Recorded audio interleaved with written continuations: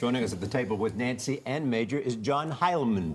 He is managing editor of Bloomberg Politics, also co-host and executive producer of The Circus, which returns next month on Showtime, a division of CBS. John, welcome. Hi. Let's look at it. Where did it begin? Yeah. Good morning. Good morning. Good morning. Whew, a lot of stuff to talk about today, right? This is an august panel we have this morning. Yeah. But it's historic. It's a historic time. August 3. All right, let me start with you, Mr. Heilemann. Yeah. Big primary day. We now have the president saying he's going to endorse Hillary at some point. At least that's what we assume he said to Bernie Sanders. So where are we in terms of a moment in this campaign?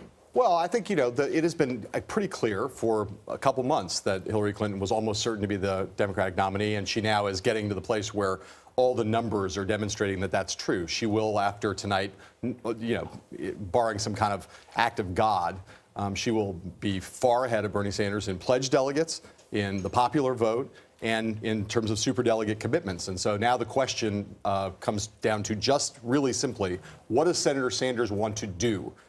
With that fact, does he want to move rather swiftly towards trying to unify the party, or does he want to continue to fight from now until and all the way into the Democratic convention? And that is a huge factor for Hillary Clinton, because unifying the party is essential to her if she wants to beat Donald Trump. Nancy, is that decision imminent, you think? I think it is. I think what you heard from Bernie Sanders yesterday is probably very different from what you'll hear from him tomorrow after these races, whether he wins or loses in California. Obviously, he would love a win in California, and he could certainly pull it off, the largest state in the country.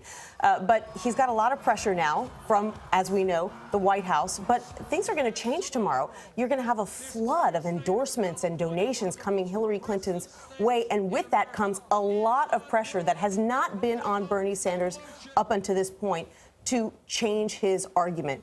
Bigwigs in the Democratic Party, leaders who he respects, saying out loud in public, it's really time, Bernie, to step aside and acknowledge that Hillary Clinton is a presumptive nominee, which he didn't acknowledge last night. I think this is an enormously important week for Democrats. By Thursday, because I think Friday is going to be a day devoted properly to Muhammad Ali and his legacy, Democrats are going to know how strongly the president's going to be behind Hillary Clinton, how magnanimous Hillary Clinton will be in victory, and how accepting Bernie Sanders will be of the larger task of unifying the party and focusing and galvanizing Democrats against Donald Trump. All of that will be known and revealed by Thursday. How it happens will be fascinating. Do you see any irony, though, that on the day that she becomes a presumptive nominee is the day, this same day years ago, that she dropped out of the race? Yeah. And Isn't there some it's an irony instructive there? lesson, and it is one she can, by implication, suggest to Pass Bernie on to Sanders. Bernie Sanders. And it's a case that the president himself has been making to Bernie Sanders. Look what she did 8 years ago. She saw the writing on the wall. It was a much closer race back then than it is now.